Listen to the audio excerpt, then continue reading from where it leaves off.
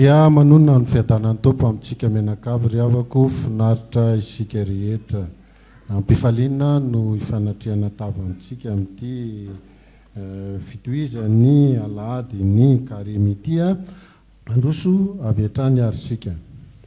Ny salamo faraika amin'ny zato andin'ny voalohany ka hatramin'ny fahaefatra no iarahantsika mamaky ho fiderana ny tompo. Aorin'izay dia nira izay voalahatra dia ny farana fanampiny 17. Salamo faraika amin'ny zato andin'ny voalohany ka hatramin'ny fahaefatra.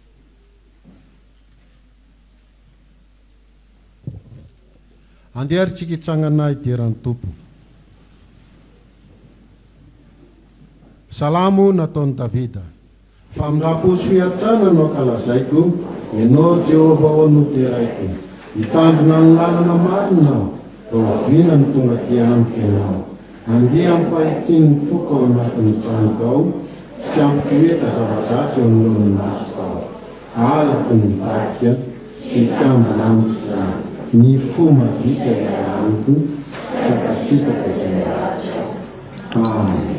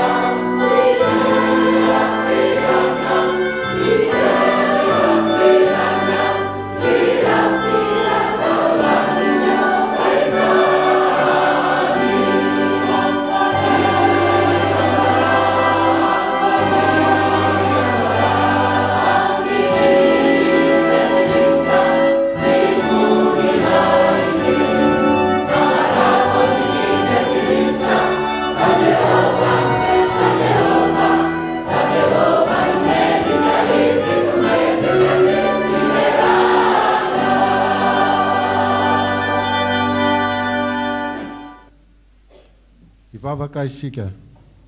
Ry Andriamanitra tompo mpahary anay io. Vory eto an-tranonao zahay miompoa mampanay dera sy isotra anao.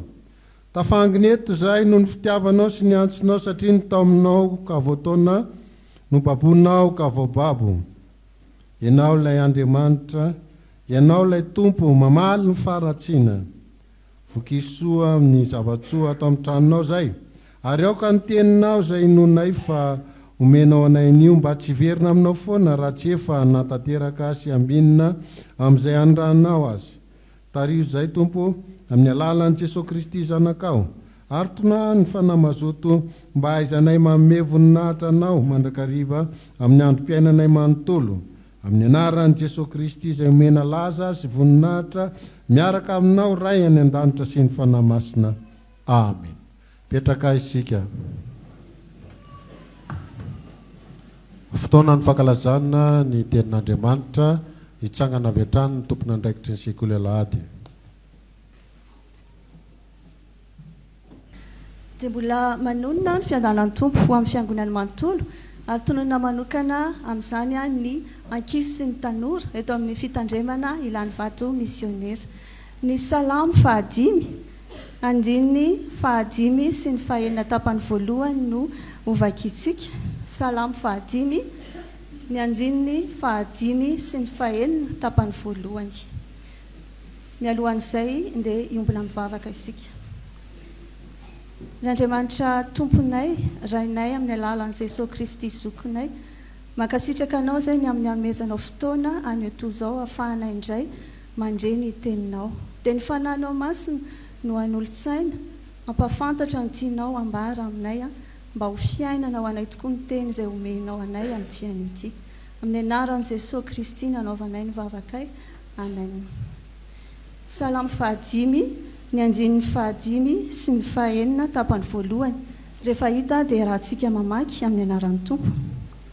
Tsy azo mijano eo masinao mpirehareny, halanao ny mpanao ratsy rehetra, aringanao ny mpiteny lainga. Amen. Indrindra ilay tapany voalohany amin'ny andininy fahenina teo hoe aringanao ny mpiteny lainga rehetra. Aringan'ny tompo ny mpiteny lainga. Ny mpanao mofo mamy rehefa manao mofo dia arakaraky ny lasitra izay anaovany an'iny mofo iny ny azahoana anazy. Ohatra hoe rehefa lasitra boribory toy izao dia mahazo mofo mamy boribory tahaka an'izao izy.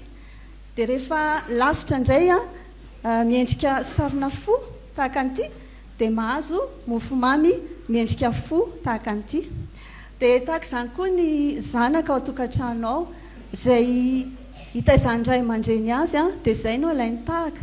Rehefa lainga ny hitaizana azy dia lasa mpandainga ilay zanaka.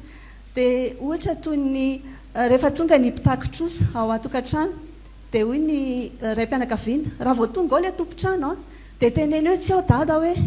Dia izy koa ilay raim-pianakaviana, raha tonga izy dia teneny koa hoe tsy ao za. Tonga ary ilay mpitakin-trosa, tak tak tak. Voay izany ndraiky izy hoy ilay tompontrano. Efa hifarana izao ny volana, mbola tsy nandofa trano ihany ve nareo? Ao ve dadanareo? Tsy ao izy tompoko.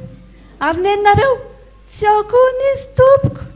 Dia tsy gaga isika raha lainga tahaka an'izany no hitaizan'ny ankizy dia lasa mpandainga ny ankizy. Ary ny fiafaran'ny lainga dia faharatsiana mandrakariva.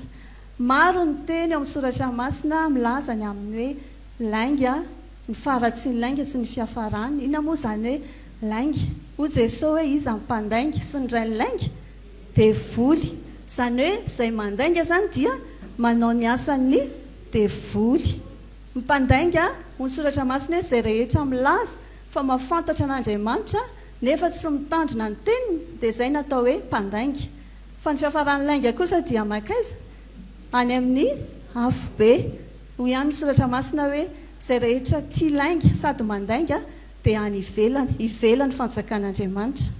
Ny hafatra ho antsika dia izao, ho an'ny ankizy sy ny tanora ary indrindra ny lehibe koa ary mbola maro ny voafatotra amin'izany hoe lainga izany. Tsy ny fatahorana hoe ho aringan'ny tompo anie raha mandainga ihany, na hoe rehefa nandainga dia izao ny vokadrasiny any amin'ny afo be, fa indrindra ny amelanao iasan'ny fanahy masina ao anaty rehefa efa nandray an Jesosy ho tompo sy mpamonjy. Mbola mety handalo fakapanahy rehefa misy zavatra mitranga dia hoe mampite handainga izany, fa hoy ny tompo hoe ny amin'ny fakapanahy dia asian'Andriamanitra lalana hazakana ireny. Ho andray aman-dreny ihany koa dia tao amin'ny tompo mba hitaiza ny zanaka amin'ny fahamarinana isika. Taizao amin'ny lasitry ny fitiavana ny fahamarinana zanaka dia ahazo firenena vanina isika kristianina mampandroso aty Madagasikara ity. Andeha rahantsika mamaky ilay salamo fahadimy teo, ny andininy fahenina tapany voalohany ihany. Tapany voalohany ny andininy fahenina. Dia rehefa aorian'izay dia anao ny hira ny sekoly alahady. Amin'ny anaran'ny tompo, aringanao ny mpiteny lainga. Amen. Iombona mivavaka isika. Misaotra Jesosy fa afaka niteny taminay indray ianao amin'ity an'ity. dia mba ho tonga amin'ny fibebahana marina tokoa izahay mba tsy isan'izay aringanao fa isan'izay andova ny fanjakanao dia ny fananao masina hiasa manan-kery aty aminay isan'andro isan'andro mba andehananay amin'ny fitondratena masina amin'ny anaranao Kristy tomponay nanaovanay ny vavakay amen. Sao dia mitsangana ny sekoly lady anao ny hira ataoko ahoana Jesoa.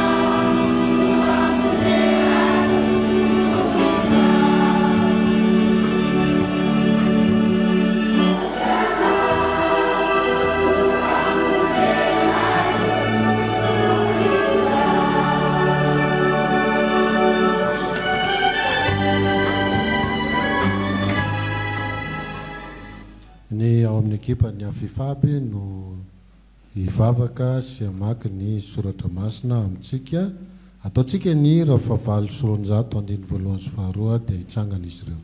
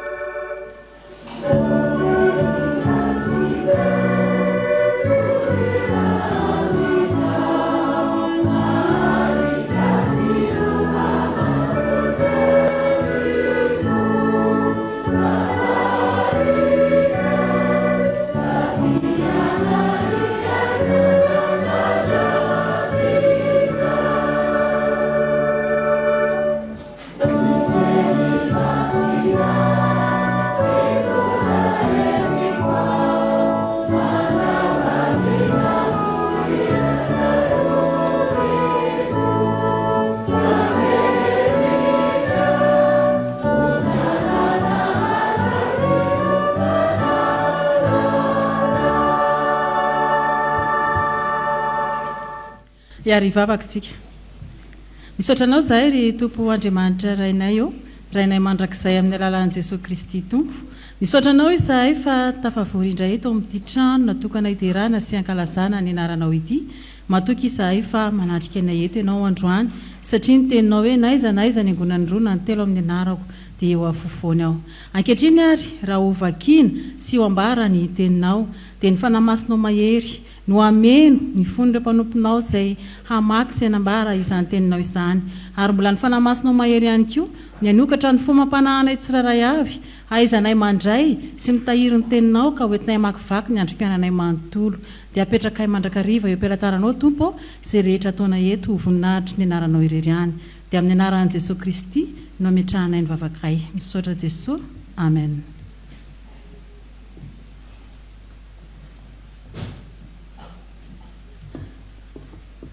Iaraka amaksiainy ny teny soratra masina sika tompoko. Ny teny zavakiana dia hitantsika ao am-bokin'ny Jeremia. Jeremia mpaminany toko 120. Jeremia toko 120 andiny voalohany ka hatramin'ny 10. Jeremia toko 120 andiny voalohany ka hatramin'ny 10 rehefa hita Jehovah kina mianaran'ny Tompo. Izao no teny tonga tamin'ny Jeremia avy tamin'i Jehova. Fony Zedekia mpanjaka naniraka ny Pasora zanaky Malkia sy Zefania zanaky Maasela mpisorona akany aminy anao hoe: masina ianao, manontanian Jehova ho anay. Miady aminay Nebokadnezara mpanjakan'ny Babilôna. Anga Jehova anao aminay araka ny asany mahagaga rehetra mba hialan'ireo aminay. Dia hoy Jeremia taminy: lazaonareo amin'ny Zedekia hoe izao no lazain'i Jehova Andriamanitry ny Israely: indro hiverina ny fiadiana eny an-tananareo izay entinareo miady eny ivelan'ny manda amin'ny mpanjakan'ny Babilôna sy amin'ny Kaldeanina izay manao fahirano anareo ka angoniko eto afovoan'ity tanàna ity ireo. Ary izao no hiady aminareo amin'ny tanàna injitra sy amin'ny sandry mahery ary amin'ny fahavinirana sy ny fisafoahana ary ny fahatezerana mirehitra. Ary amelon'ny mponina amin'ity tanàna ity aho, na olona na biby, ho fatiny aretim-be mandringana izy.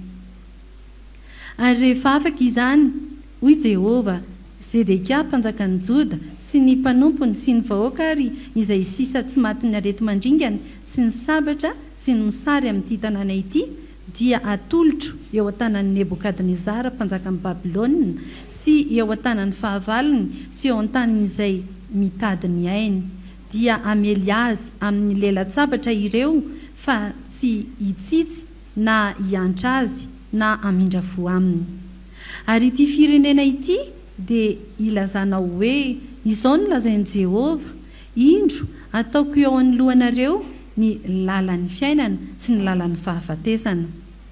Izay mbola mitoetra eto amin'ity tanàna ity ihany dia ho fatin'ny tsabatra sy mosary ary arety mandringana, fa izay mivoaka anatona ny kaldeanina izay manao fahirano anareo kosa dia ho velona ka ny ainy no ho babony fa efa manandrina ity tanàna ity ahatonga loza aminy fa tsy soa hoy Jehova atolotra eo an-tanan'ny mpanjakan'ny Babilôna ity ka hodoroany amin'ny afo.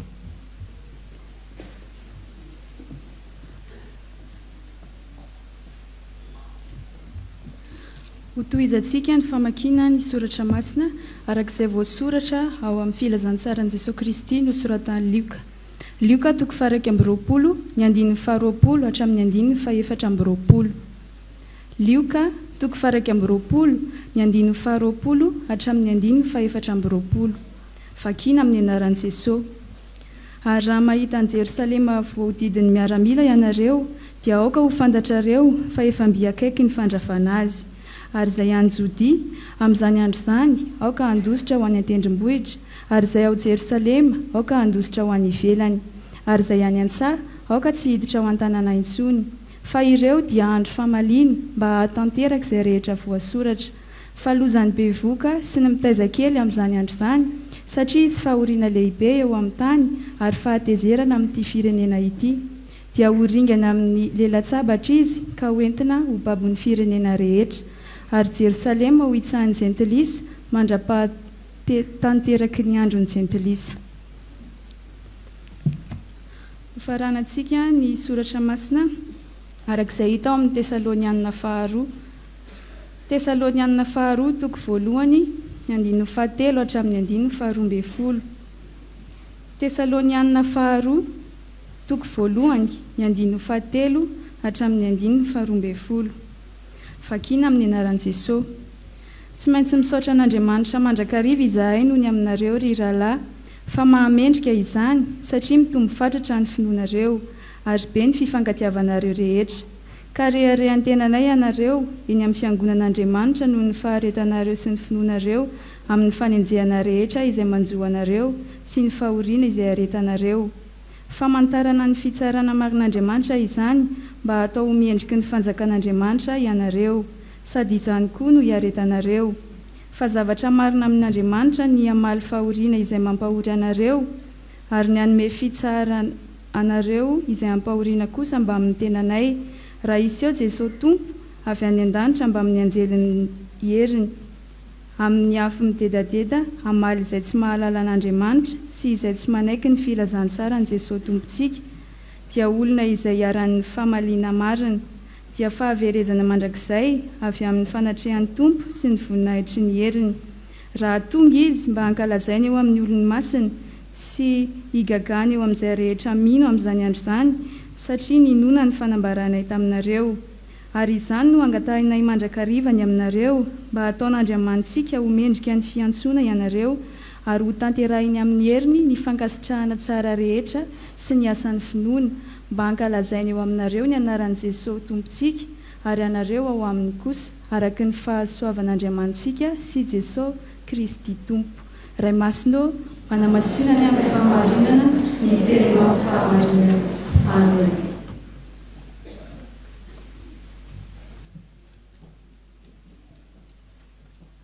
Ny mpitandrina Razafin-Drakoto Andriambalohery Asinarivo izay ray aman-dreny Pia ny asa fifandraisana sy fampahalalam-baovao amin'ny FJKM moa zany solotena ampiandraikitra foibe amin'izany izy no sady filohan'ny komity ny 520 taona ny radio fahazavana. Izy no hitondra ny afatra mitenin'Andriamanitra ho antsika.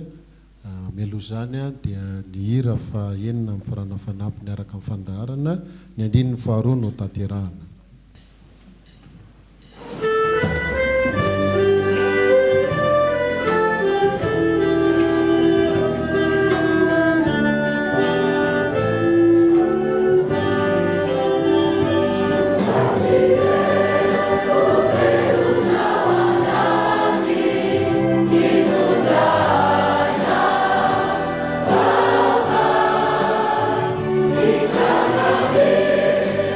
Ora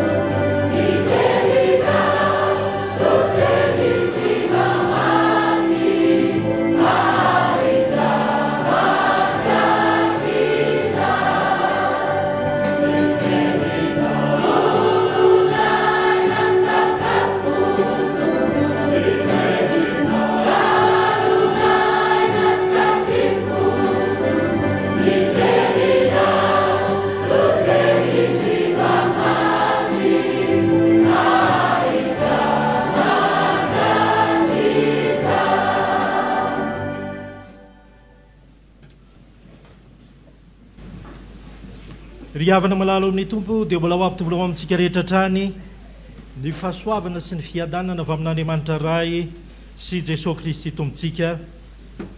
Amen. Araka nefa voalaza tany am-piandohana ry havako, ity herinandro ity andro alady ity no andro amaranantsika ny antsoina hoe herinandro ny fifandraisana. Hitondrana mbavaka zany asa fifandraisana sy fampahalalam-baovao eto nivon'ny fiangonantsika izany.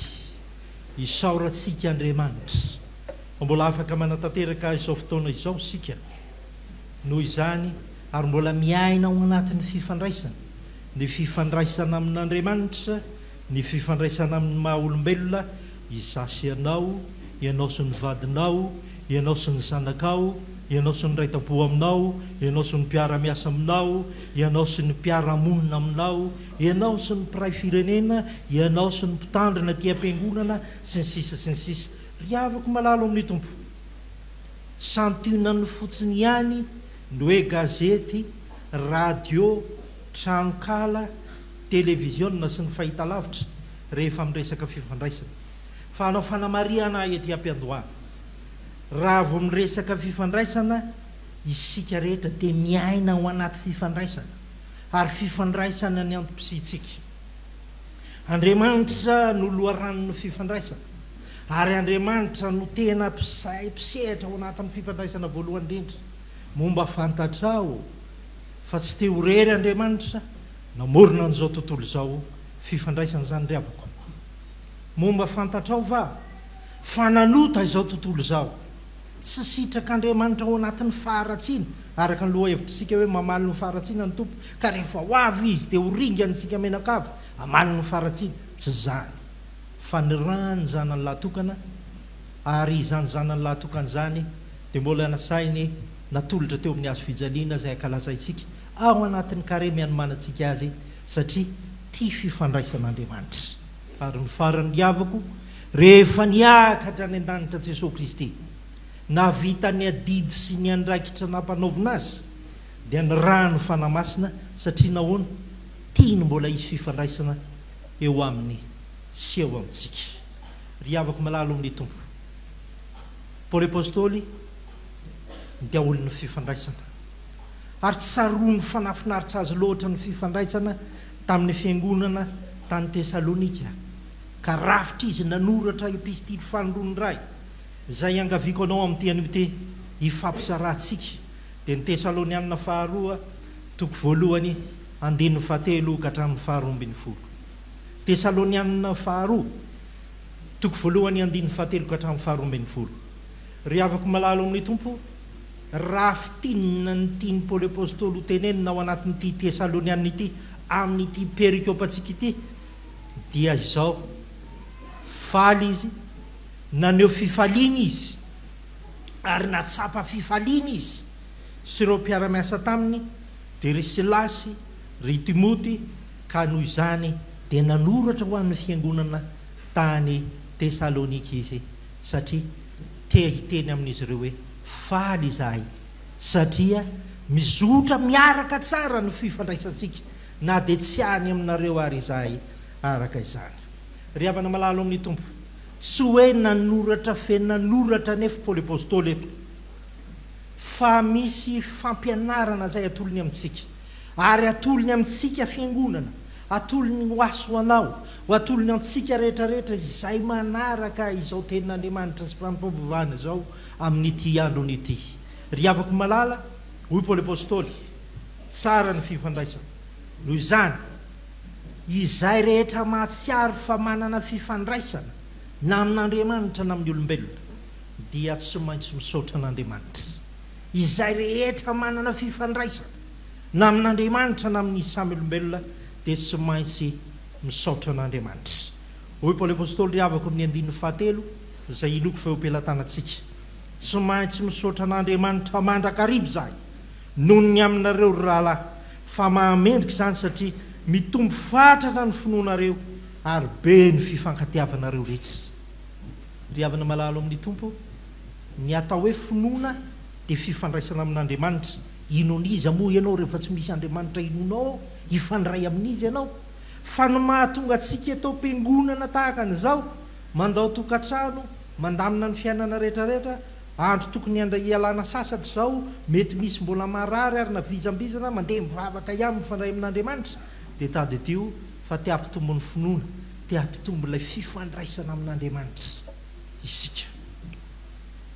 Ary voalaza Paoly apôstôly eto ary be ny fifankatiavanareo rehetra matombo mifankaty tsara fifandraisana sa tsy zany? Tsara ny fifandraisana rehefa matombo mifankaty ny olona mivady tsara fifandraisana mifankaty fa mivady rehefa misaraka sanatriany vava tapaka ny fifandraisana ry havako. Ny mpianaka milaza fa hoe tsy hifandevo maty ny mpiray tapo sy ny sisa noho ny antony samihafa ratsy ny fifandraisana zay tsy mifankaty no dikan'izany. Ry havana malalo amin'ny tompo Paoly apôstôly dia mitaona atsika misaoran'Andriamanitra mandrakariva rehefa mbola afaka maneho fifandraisana amin'ny hafa ianao. Misaoran'Andriamanitra ianao fa nomen'Andriamanitra ray aman-dreny mbola velon'ainy. Misaoran'Andriamanitra ianao fa mbola nomen'Andriamanitra fahasoavana sy fitahiana ny zanakao fifandraisana daholo. Izany rehetrarehetra izany ianareo mpitory ny filazantsara izay mpitandrina ny mpiandry ny mpiry ny sekolelady nafinaritra kely ny hirany teo ry havako malalo amin'ny tompo fifandraisany reny. Ary isika FJKM tadidio tsara raha mitenytsika manao hoe votoso filazantsara i Madagasikara filazantsara anovan'ny tantara dikan'izany dia izao ry havako votoso filazantsara torino filazantsara amin'ny alalan'ny feo fifandraisana zany. Izany ny antony ananantsika radio izay isaorantsika an'Andriamanitra 5 taona zao. Izany no ananantsika gazety, izany no ananantsika tranokala, izany no ananantsika page Facebook sy ny hafa rehetrarehetra ny fahita lavitra fahazavana sy ny hafa rehetrarehetra ihany koa.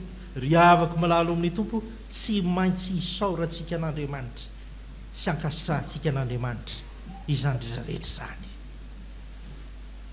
satria fanomezam-pahasoavana nomen'Andriamanitra atsika. Paoly apôstôly ry havako dia mameromberina an'izany hoe tokony mahay misaotro zany sika satria Andriamanitra dia nikaroka fomba maro samihafa mba azahoana mampifandray amin'ny sisika na dia tsy eo tsony ary izy amin'ny fomba sy ny endrika samihafa izany. Hoy ny tompo raha misy mivory aminareo na ny roa na ny telo dia eo avoany dikan'izany eny hoe mifandray aminareo foana rehefa mivory takan'izao rehefa mivavaka isika mifandray amin'ny isika ianao any tokantrano any manaraka izao fotoana zao mifandray amin'Andriamanitra ianao ao anatin'izany rehetrarehetra izany. Ao amin'ny Kolosiana 3:5 sy ny 5:10.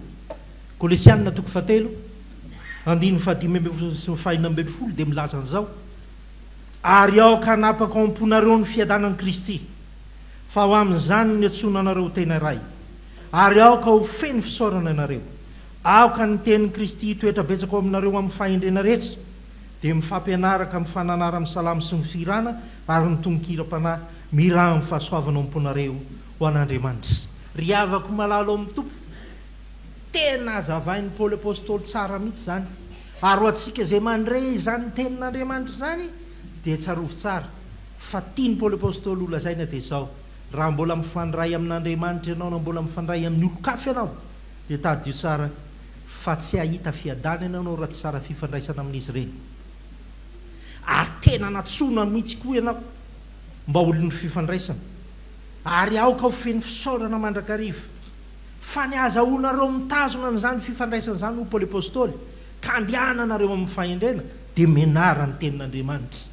Izany ny antony isiany sekolelady, izany ny isiany reny tafika masina ataontsika ireny, izany ny antony isiany ny atokopira, izany ny antony isiany ny asa-pifoazana, izany ny antony isiany reny sampaty ireny, izany ny antony isiany ny asa fitoriana ny filazantsara ry havako ianareo diakônina sy olona izay manao ny asa fanompoana amin'ny diakônia sy ny hafa rehetrarehetra izay mpitandrina. Ny antony zany rehetrarehetra zany dia izao mba ho tsara ny fifandraisana mba endriky ny fisaorana an'Andriamanitra tokoa reny ataontsika ireny fa tsy tsara fa vita.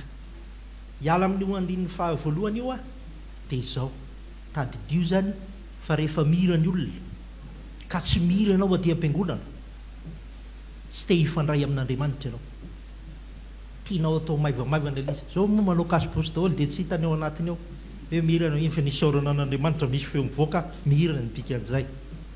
Ry havako malalo amin'ny tompo, hoy Paoly apôstôly, raha te ho tsara fifandraisana, raha te hanana fifaliana isika dia tsy maintsy misaotra an'Andriamanitra amin'izay fomba rehetra ahafahantsika mifandray aminy sy amin'ny olona rehetra. Dia toy izany fampianarana. Ry havako malala. Ny faharoa dia hoy Paoly apôstôly, aoka tsy olana tsy hanaovantsika ny asa fifandraisana ny zava-manahirana izay atrehantsika. Aoka tsy olana hoentsika, antony hoentsika tsy hanaovana ny asa fifandraisana ny zavatsarotra tsy maintsy atrehana. Hoy ny 2:4 sy ny 5 ary ny 5 amin'ny Tesalonianina 2:1 teo ry havako. Ka reharehan'ny tenanay ianareo amin'ny fiangonan'Andriamanitra noho ny faharetanareo sy ny finoanareo amin'ny fanenjehana rehetra izay manjoa anareo sy ny fahoriana izay aretanareo, famantarana ny fitsarana marin'Andriamanitra izany mba atao mendrika ny fanjakan'Andriamanitra ianareo, sady izany koa ny aretanareo fa zavatra marina amin'Andriamanitra ny amaly fahoriana izay mampahory anareo. Ry havako malalo amin'ny tompo. Misy olana ny raha teo fazavana, misy mahasaha kristianina mahasaha tsy mividy ny gazety ny FJKM fa tsisy resaka politika hoy. Mpampianatra antsika Paoly apôstôly, tsy maintsy mila manana faharetana ao anatin'ny asa fifandraisana, ary indrindra na dia eo aza ny zavatsarotra tsy maintsy fikiriny zany fifandraisana zany. Na indraindray mba mafamaly mpivady dikan'izany misy zavatsarotra, fa raha vao mifamaly indray mandeha dia hoe andao hisaraka, tsy hisaraka daholo tsika mianakavy. Ry havana malalo amin'ny tompo, indraindray mba mety misy olana atrehana, fa tsy izany no sy antrehana sy hanaovana ho zava-dehibe ny asa fifandraisana. Raha tiany Paoly apôstôly ho tenenina eto amin'ny fiangonana tany Tesalonika dia izao, aza tapahana amin'ny fifandraisana na inona olana atrehana. Reharehan'ny fiangonana ny aza hono manatanteraka ny asa fifandraisana, ary hitan'Andriamanitra izay zavatsarotra hiatrehan'ny fiangonana mba hifandraisany amin'ny hafa, tsy hahafahan'ny mitorony filazantsara, anenjehan'ny olona azy sy ny sisa. Hitan'Andriamanitra itsika eson'ny olona ary ambakain'ny olona severiny fa olona dala sanatriany vava, satria mivavaka amin'Andriamanitra ka lazainy tsy manaka tao, lazainy miniminy foana, lazainy fa tsisy dika. Misy olona miteny izany ry havako, nareo mba mivavaka fa miara-miaritra aminay ihany amin'ity vidim-piainana, nareo mba mivavaka fa tao miara voan'ny Covid taminay ihany, nareo mba mivavaka sy ny sisa. Ry havako malalo amin'ny tompo, ny fifandraisantsika amin'Andriamanitra dia atazominy mandrakarivo izany, ary izany fifandraisana amin'Andriamanitra izany tsy ho tapaka. Ny antony azanantsika toky fa na dia misy zavatsarotra iaina antsika azy dia manana faharetana isika amin'izany asa fifandraisana izay atrehantsika izany. Ry havana malala, tadio fa maro ny mandalo fotoan-tsarotra ankehitriny, mety misy marary amin'izao fotoana izao. Sika izay manatrika eto mety misy bokatrosa, mety misy miady say, mety misy tsy salama koa azy, mety misy manana olana sy ny sisa. Hitan'Andriamanitra ireny, ary rehefa hitan'Andriamanitra ireny, fata ny fiaretanareo sy ny finoanareo dia izao matoky azy, fa tsy ho ataony zava-maivana akory izany rehetrarehetra izany. Koritianina 2:7 ry havana, 5. Koritianina 2:7 satria fotoanan'ny karemy izao, ary soa fatao anatin'ny fotoanan'ny karemy no anaovantsika an'izao ady herinandro ny fifandraisana izao ry havako, mba handiniantsika tena amin'ny fifandraisana amin'Andriamanitra, amin'ny fifandraisana amin'ny olona samy olona, amin'ny fifandraisantsika aty am-piangonana sy ny hafa rehetrarehetra ihany koa.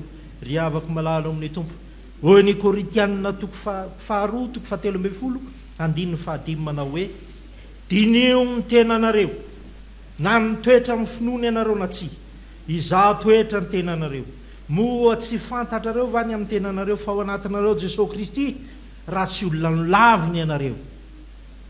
Ankoatran'izay fanomanana ny Pasika, akanjo, antsapana fampianarana sy ny hafa rehetrarehetra dineo ny tenanao so de efa ratsy fifandraisana amin'Andriamanitra ianao noho ny olana ka hoe alao aloha aikaroko Andriamanitra fa de tena tsy hinana mihitsy ara mandeha any am-piangonana lava sy manao ty asanao ty ry avako malalo amin'ny tompo tsy zany tady diofo izao ny tena kristianina rehefa sendra olana averiko ny mandeha ny kristianina rehefa sendra olana ary olombelona tahaka ny olombelona rehetra isika tsy maintsy misendra olana de izao no tokony ho fantatsika ry avako ny tena kristianina rehefa misendra olana de tsy no mitanisa na ny meritreritra rovina no asorin'Andriamanitra ty olana ty sy ny sisa ka baiko an'Andriamanitra sanatria mivava hiteny hoe esory Andriamanitra fa tsy zaka tsy zany fa efa hitan'Andriamanitra ianao miaritra aneo fa ny zava-dehibe amintsika de nitoky izay manao hoe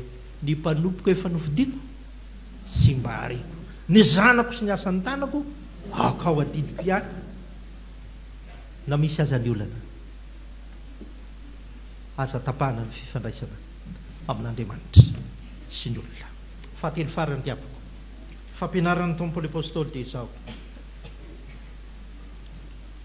izao mendrika mandrakariva ny fifandraisantsika amin'ny hafa sy amin'Andriamanitra izao mendrika mandrakariva ny fifandraisana amin'ny hafa sy Andriamanitra de hoy izy mamarana nyty perikiopa ity eo amin'ny 9:12 sy ny 12 amin'ny Tesaloniana 2:1 ary izany no angatana mandrakarivany aminareo mba ataon'Andriamanitsika ho mendrika ny fiatsony ianareo ary ho tanterahany amin'ny hery no fankasitrahana tsara rehetra sy ny asan'ny finoana mba hakalazana ao aminareo ny anaran'i Jesosy Kristy tompontsika ary ianareo amin'ny kosa araka ny fahasoavan'Andriamanitsika sy Jesosy Kristy tompontsika rafitininy zany de izao misy zavatra maromaro tatenenin'ny Paoly apôstôly eo ampianariny fa hoy izy tsy maintsy mbola andray valisoa ianareo rehefa ataonareo mendrika sy ataonareo tsara ny fifandraisana amin'Andriamanitra ry havana malala amin'ny tompo mandray valisoa izay mivavaka tsara manompo tsara mino amin'ny finoana tsara ary mijovy vavolombelona amin'ny fomba tsara an'Andriamanitra fa fifandraisana daholy izany rehetrarehetra zany aoka isika ho mendrika amin'ny fiatsona ho amin'ny finoana ho amin'ny asa fanompona amin'ny fankalazana ny tompo amin'ny fisainana amin'ny fitafy sy ny sisa aoka ny sehatra amin'ny asa fifandraisana rehetra indrindra ka zay milaza fa kristianina na inona endriky ny asa fifandraisana etrehany na inona endriky ny asa fifandraisana etrehany de zao aoka isika mba ho mendrika an'izany satria izany ny maha-kristianina atsika aza mamafy lainga ao anatin'ny asa fifandraisana aza mampiady olona ao anaty asa fifandraisana aza manelitsao ao anaty asa fifandraisana aza manenjika ny tsy mitovy hevitra amin'ny tena ao anatin'ny asa fifandraisana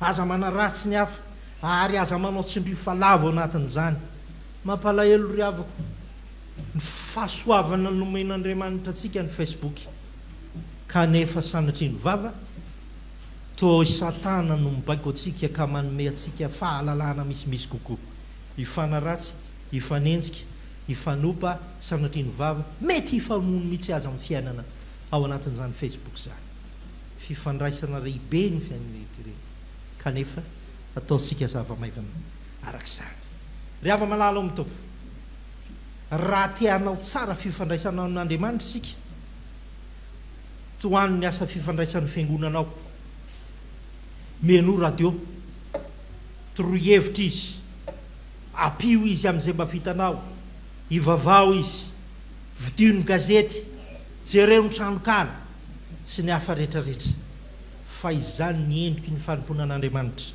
mahatsara fifandraisana atsika ao ny salamo 7:20 salamo 7:20 mahazatra atsika moa de ao anaty fahoriana foana eo kanefa zao tsy zany eo fa salamina ny ony Davida fa tena miaro azy lay Andriamanitra ny antso azy hoy ny salamo 7:20 manao hoe entiko fahasoavana sy famindraham-po no anaraka amin'ny andro rehetra iaino de hitoetra ao an-tranon'i Jehovah andro lava ny dikan'izany ry havako de zao tena tsara fifandraisana amin'ny Jehovah ka manana fahasoavana sy famindraham-po tianao ve ny anana fahasoavana sy famindabo ataovy tsara ny fifandraisana amin'Andriamanitra. Mahireza riavako ombatsika ny tompo ho amintsika ny fiadanany ary ifandray amin'ny mandrakariva isika, ifandray amin'ny manodidina antsika. Amen.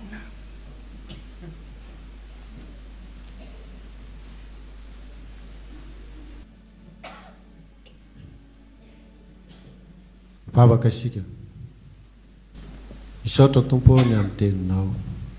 Mampatsiaro anay tamin'ity anio ty fa ny fifandraisana tsara eo aminao Andriamanitra, ny fifandraisana tsara eo anivonay samy olona noho ny aminao Jesosy Kristy dia mahatonga anay hifaty ny ratsy izay ankalainao Andriamanitra raha teo. Mahatonga anay koa hisitraka sy hiainana ny fiadanana sy ny fifaliana araka ny teninao Jesosy Kristy. Raha ty ahy ianareo dia hitandrina ny ditiko ary zaho akao aminareo, fiadanako nomeko aminareo. Dia mba ho marina aminay ane izany teny izany, ary ankehitriny dia matsiaro tsy tanteraka izahay. Manoloana ny fahamasinanao, manoloana ny finiavanao Andriamanitra hifandray aminay, hanome fiainana anay mandrakariva.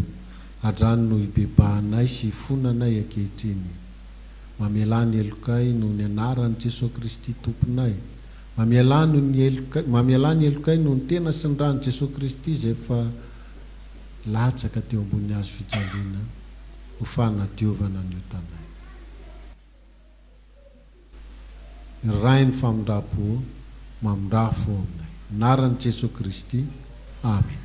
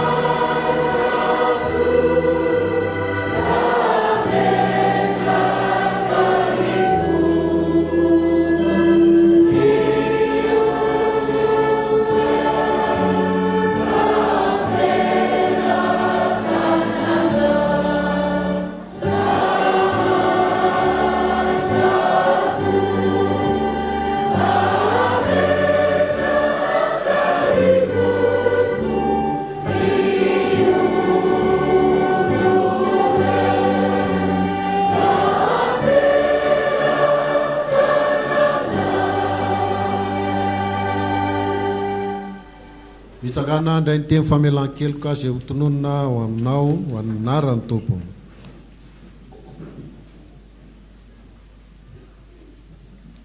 Ary koa raha hoy izao kosa amin'ny ratsy fanahy, ho faty tokoa ianao nefa miala amin'ny fahotana izy sady manao izay marina mahitsy ka mamerina ny natao tsatoka sady mampody izay nangalariny ary mandeha araka ny didy mahavelona ka tsy manao meloka.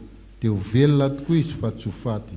Ny fahotana rehetra izay nataony dia tsy ho tsarovana amin'ny intsony manao izay marina sy mahitsy izy ka dia velona kokoa.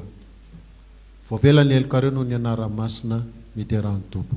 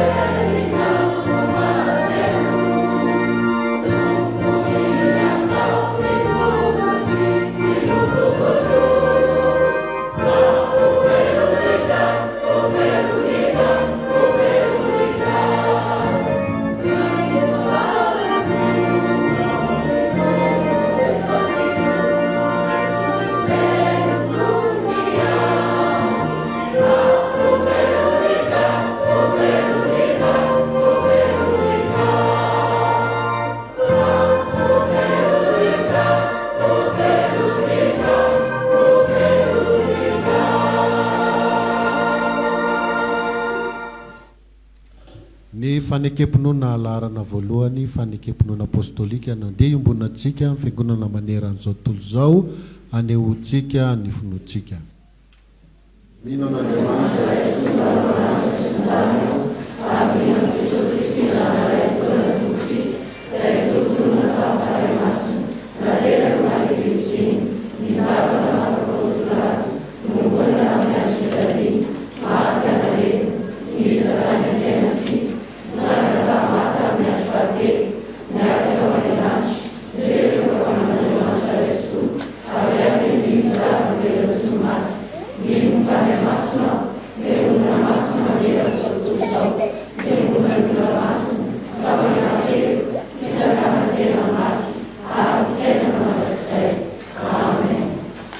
Mipetraka ny atokopira kosa itsangona ijoro natanteraka ny ilana.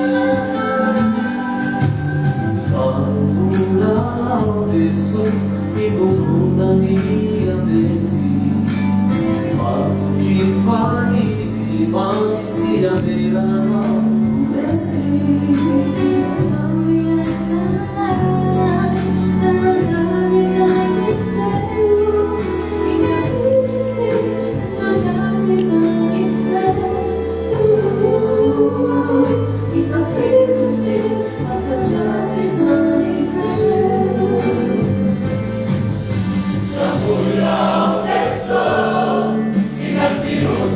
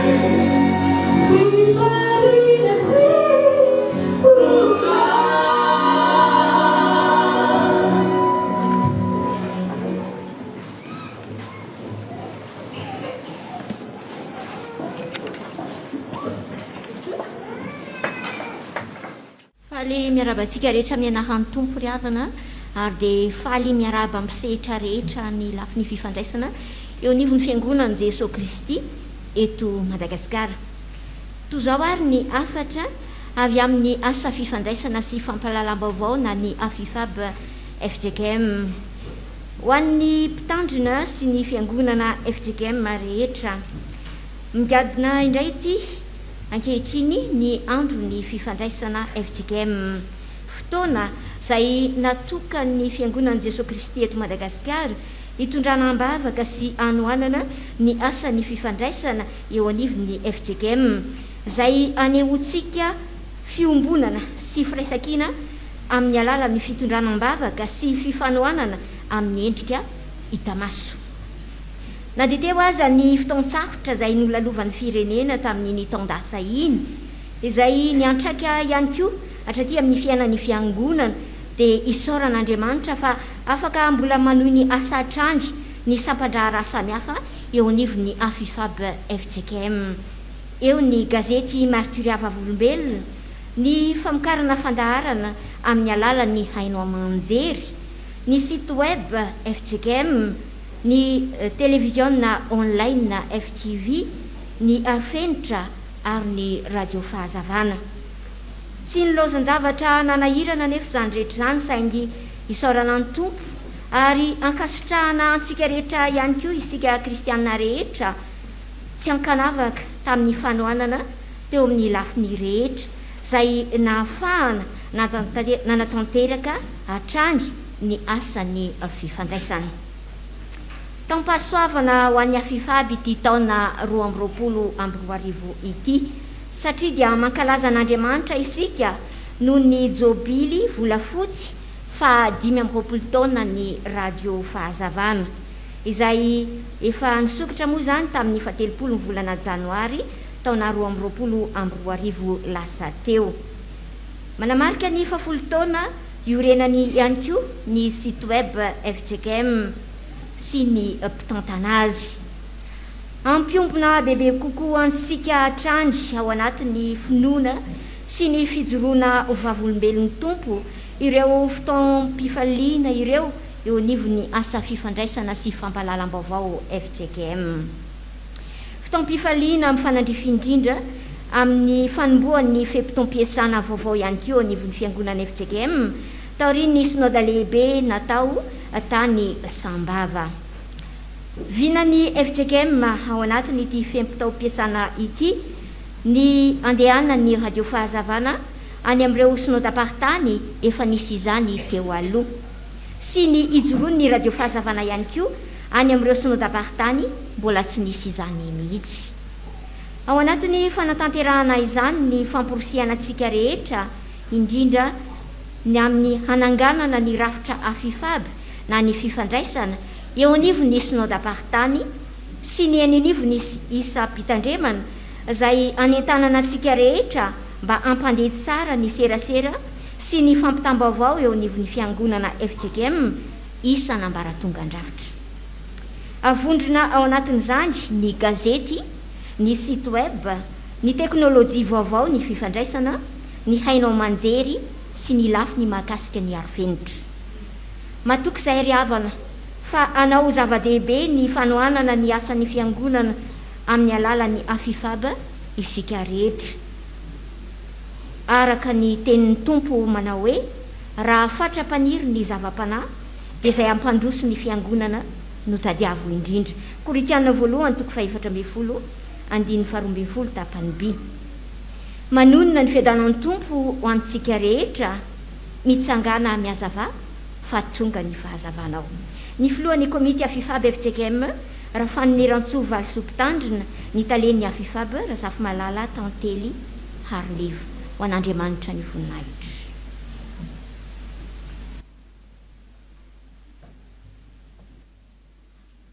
Iroso amin'ny rakitra isika ny hira fa 700.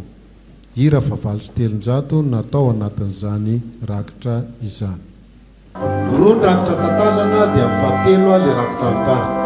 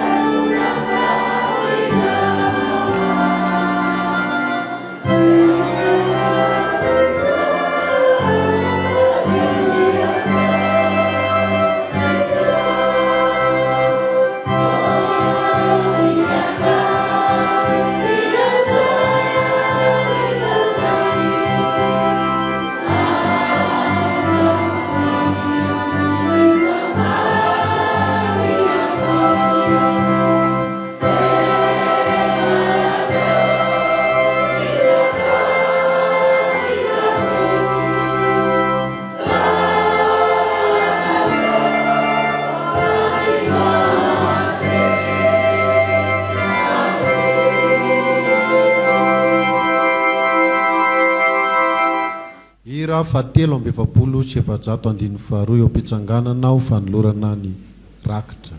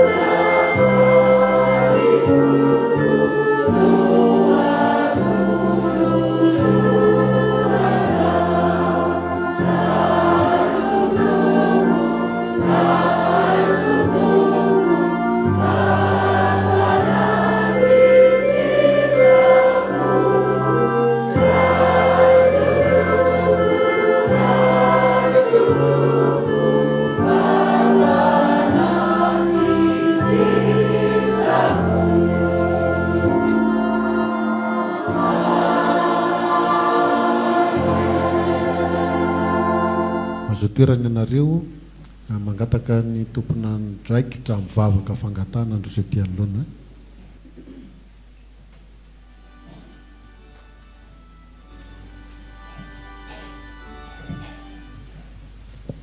Iombona amin'ny vavaka isika ry havana. Misaotra anao izay ry Andriamanitra renay ny amin'ny fotoana izay omenao anay ahafahana manao izao vavaka fangatana izao. Mangataka aminao izahay ray masino tantano izahay hiara-mandeha aminao ka ny rano Jesosy zanakao ane no hanadio sy hanavao anay amin'ny fanatanteranay ny asanao. Raha sitrakao ry Tompo, omeo anay ny hery entinay manohy ny asanao ka ianao ilay Andriamanitra tompony asa no lohany amin'izay rehetra ataonay. Mangataka izahay Jesosy ny amin'izao asa nomenao anay izao izay napandreketinao anay amin'ny alalan'izao asa fifandraisana sy fampahalalam-baovao izao. Ianao Jesosy Kristy ane no anjaka amin'izany.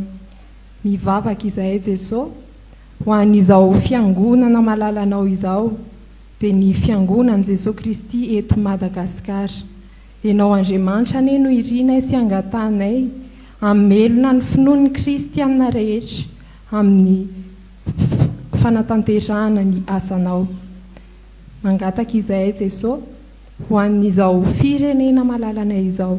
Ianao Jesosy Kristy ane no irinay sy angatanay mba anjaka amin'izao firenena misy anay izao.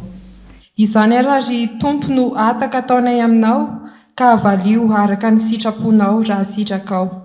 Maminay indrindra ny manambatra izany vavaka izany amin'ilay vavaka nampianarinao ny mpianatrao fa izay manao hoe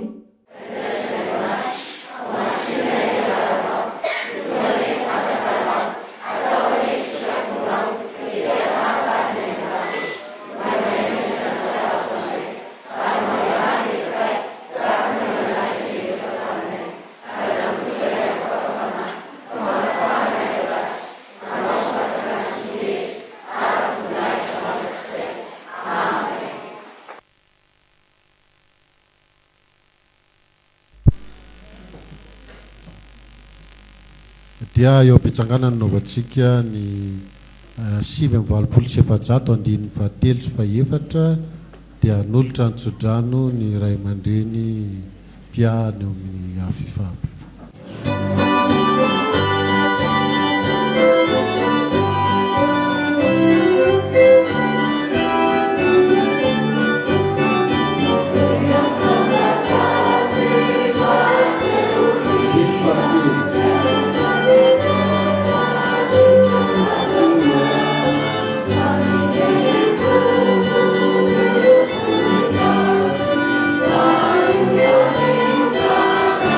Yes.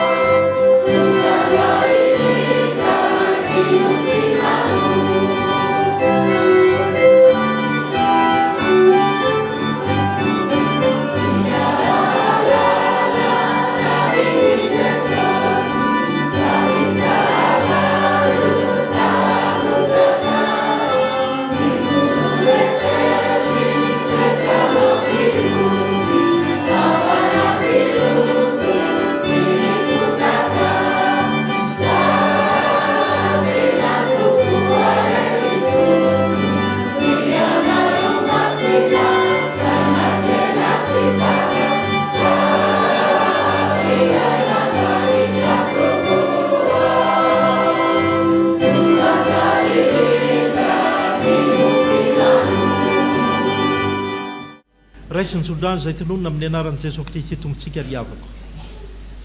Ary Andriamanitry ny fiadanana izay nitondra an' Jesosy tombontsika mpiandro ny lehibe hiala amin'ny maty, nitondra ny rano ny fanekena mandrakizay, izy ania tanteraka anareo amin'ny tsara rehetra, anao ny sitrapony ka hiasa ao anatinareo izay nkasitrano io masony amin'ny lalan'i Jesosy Kristy. Amen.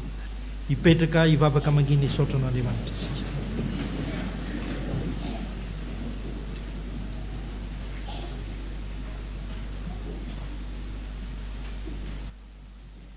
Dia ho an'Andriamanitra ery aneneny voninahitra amin'ny anarana Ray sy ny Zanaka ary ny Fanahy Masina. Amen.